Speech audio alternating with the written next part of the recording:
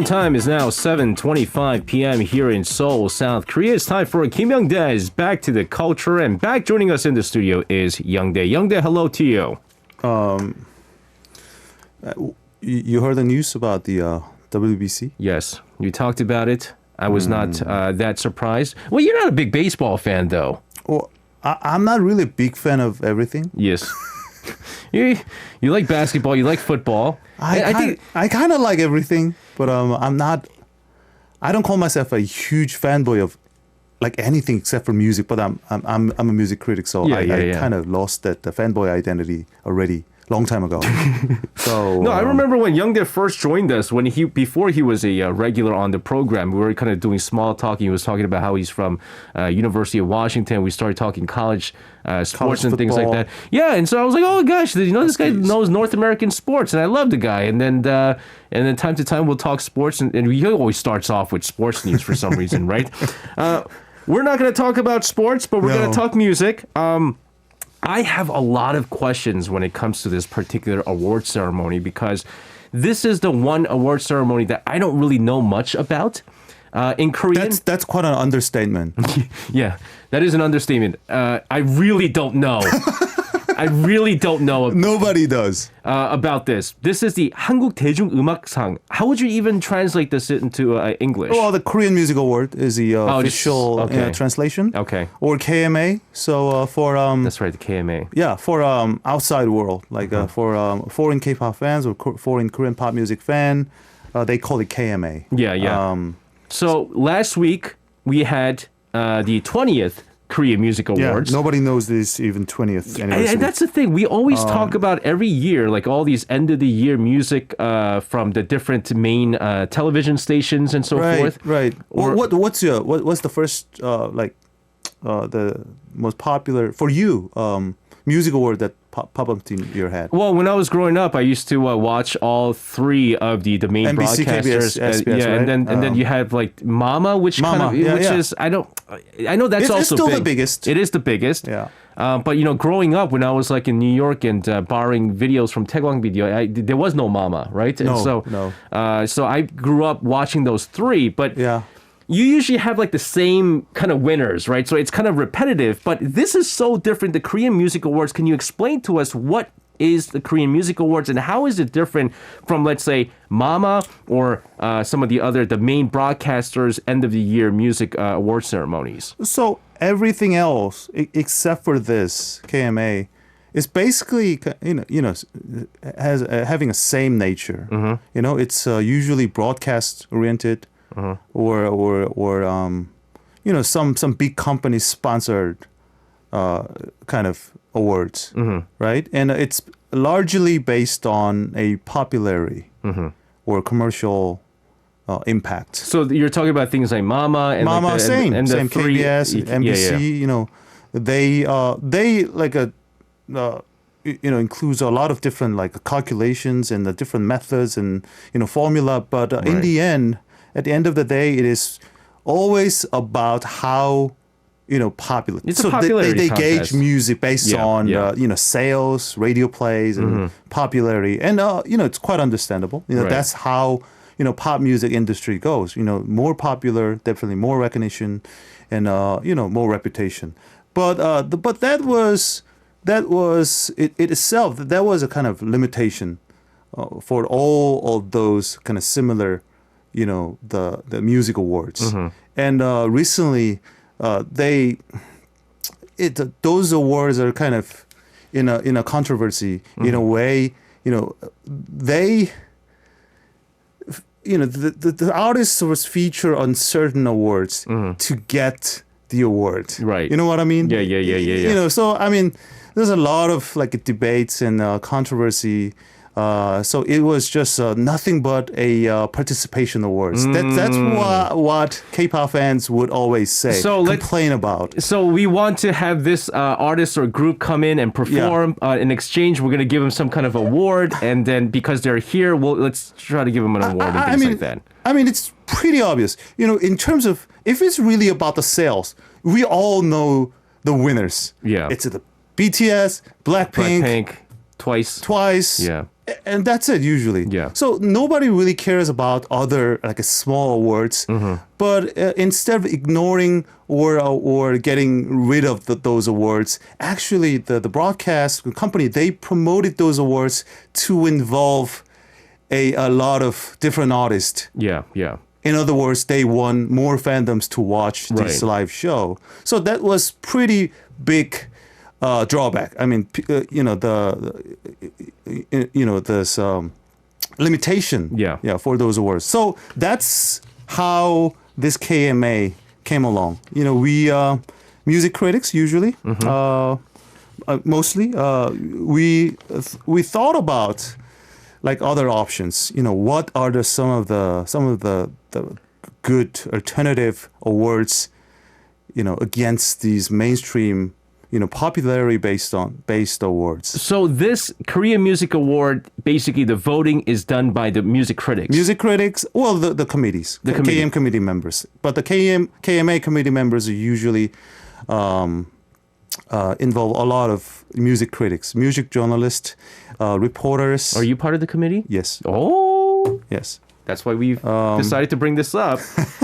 I mean, but it's frustrating. Because it was like the list of the top 100 greatest albums of long time, because you have a hard time getting consensus, right? Very similar context. Yeah. 100 greatest albums, and KMA, coming from a same root. I mean, same ideas.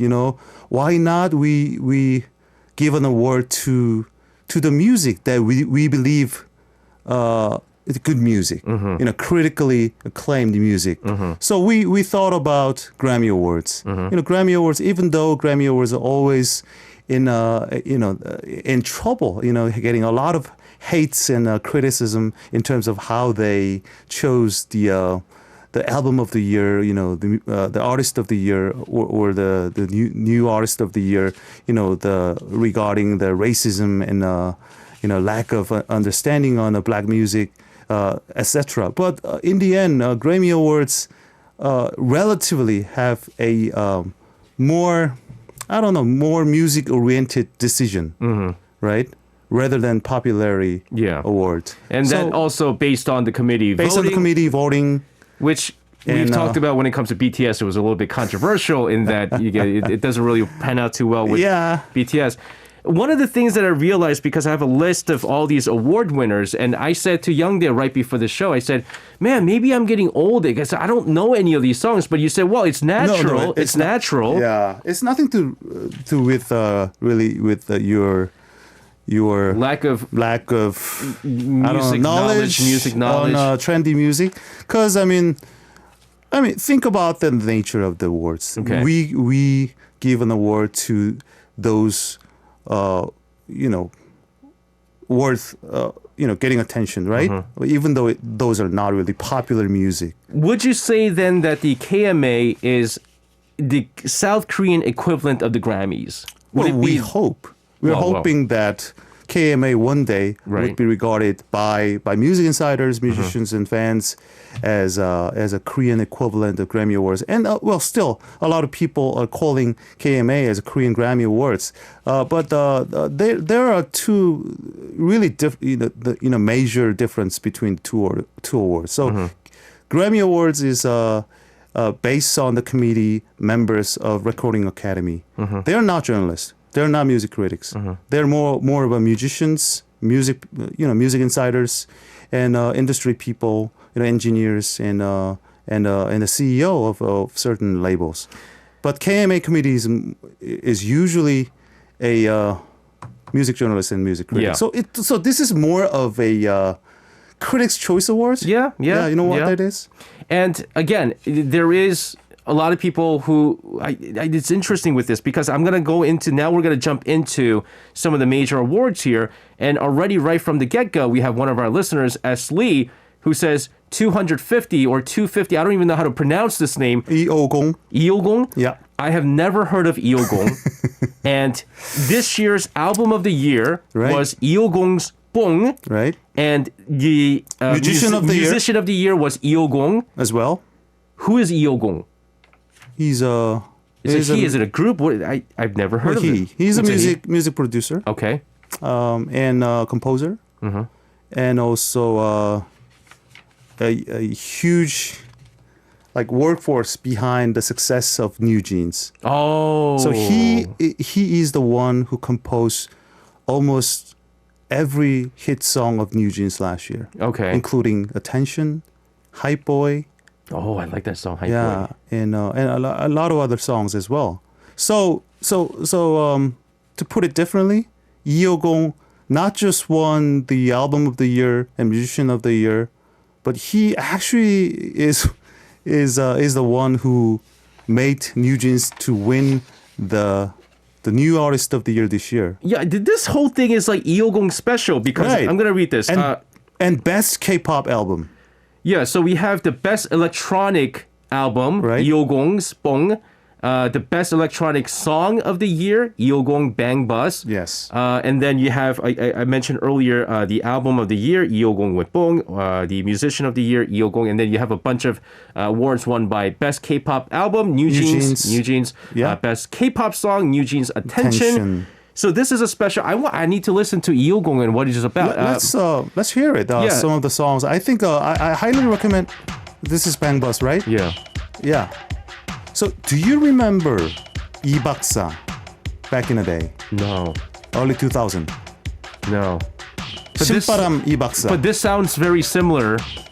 This sounds like very familiar. Like electronic kind of trot, right? Yeah. Yeah, or we call it 고속도로 music, highway trot music, right? There are different types of trot music, but this is the one that you would usually listen to when you're in express bus, right? Yeah. Or the party bus, touring bus. But this is pretty shocking and interesting idea. We're living in the K-pop era, right? K-pop is known as highly Western, highly global, and highly non-national and cosmopolitan music. And Lee Yo-gong is definitely one of the many composers who made this industry possible, right? He's behind New Jeans, Attention, Hype Boy, and he's one of the most significant like musicians these days to make K-pop more K-pop or less K-pop. But in the end, for many years, last few years, this Lee Yo-gong guy, he was so into this idea of bong. What is bong?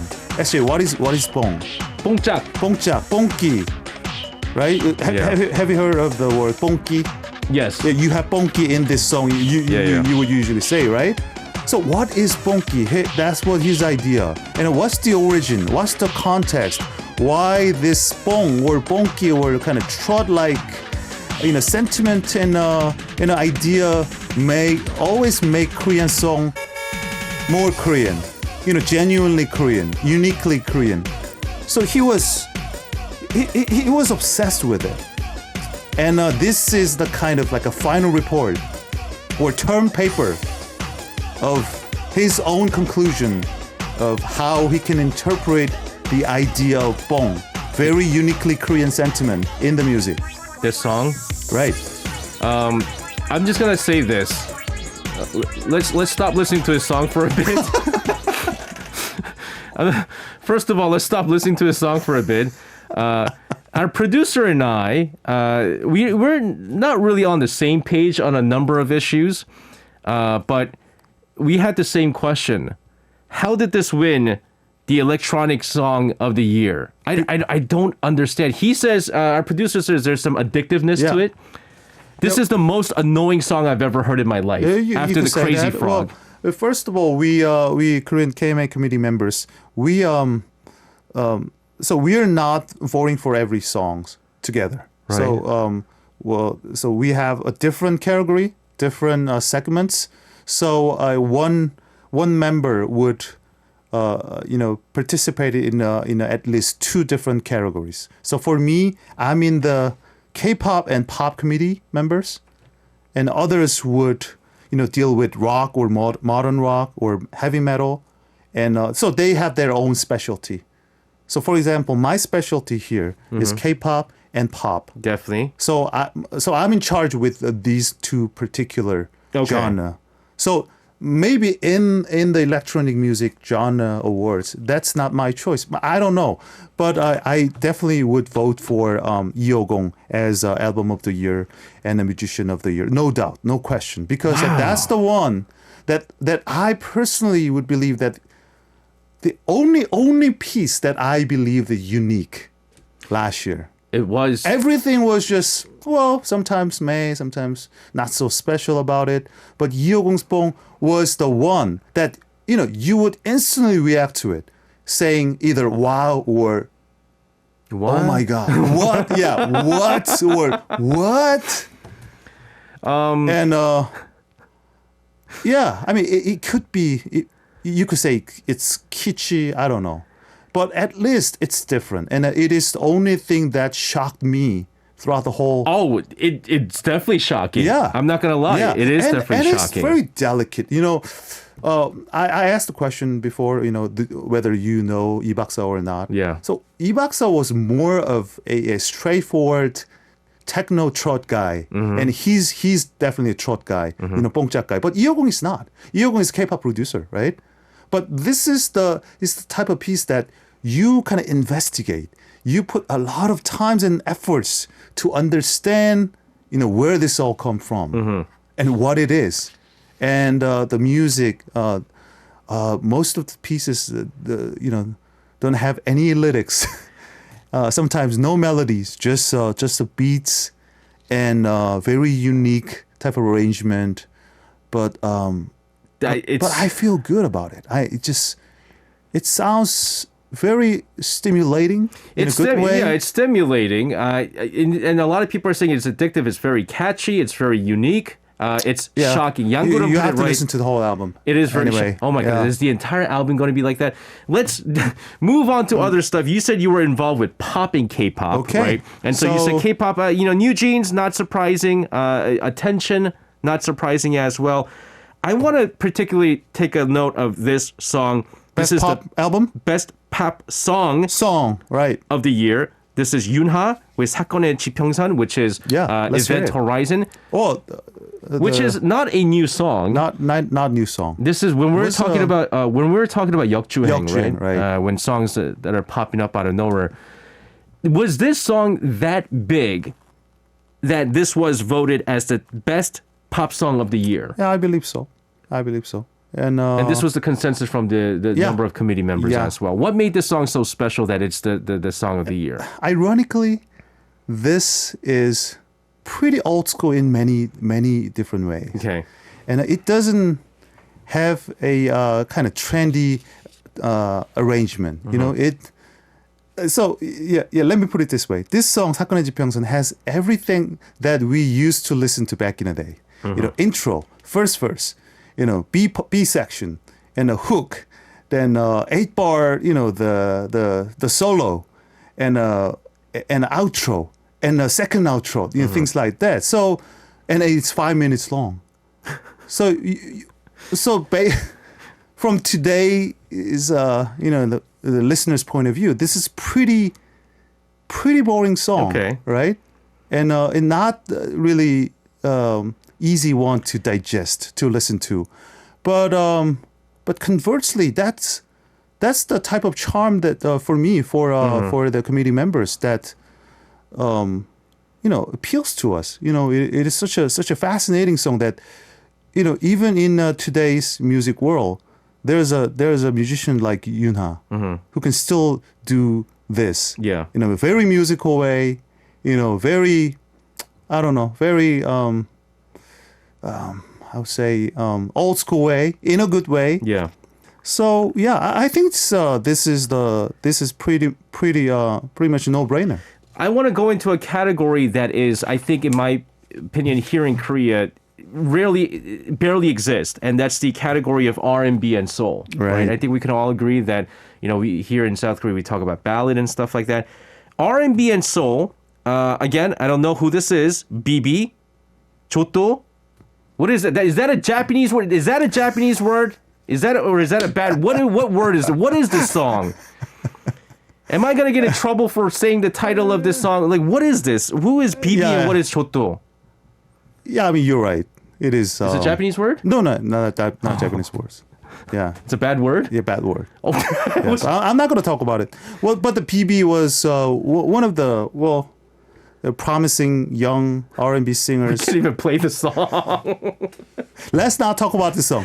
Well, anyway, so the important thing is we have different genres. So, for instance, when we talk about rock is usually the same, but we have classic rock category, then modern rock, which is alternative rock. Yes. Then heavy metal and hardcore. Yeah. So you guys go really extensive into the rock music. Yeah. And these categories are always changing based on the music that's available at the time, and based on how we critics, see music scene differently. So this is not kind of fixed category. For instance, the K-pop category was established only 2 years ago. Oh, really? Yeah. Wow. So we used to have only one pop category. But then we have a question. We have a really serious question. So, for instance, let's imagine a situation like, okay, Jo Young-pil released a fantastic pop album, right? As a genre, pop as a genre. Then, what about NCT 127? Then they'll be considered K-pop. Then you put that into K-pop. Then the real question is, wow, how can you judge these two fundamentally different albums with a single criteria? Yeah. In a single category. And so that's why you divided it into two. Yeah. But I mean, the debate and the discussion is still going on. I think it's an ongoing process, and this is a kind of temporary, like a conclusion, in terms of how we see the music industry in a more effective and efficient way, and also the question is how much we can.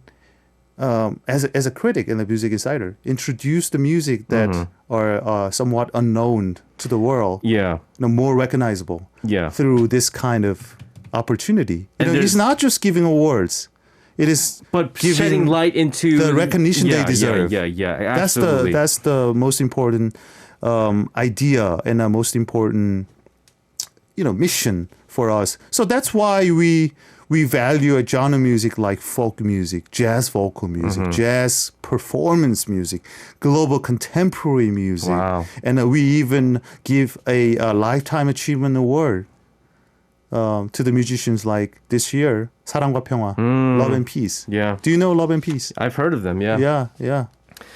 This is by far, musically, artistically, the most, I think, well-rounded award ceremony in the music industry, in my opinion. And I think you made a very good point. It's a very good opportunity to shed light on some of the artists that deserves to be recognized. And I do apologize for our listeners out there for not being able to go through this long list here. But Young-dae, as always, thank you very much for your rundown today. Have a safe one. We'll see you again next week. Thank you so much.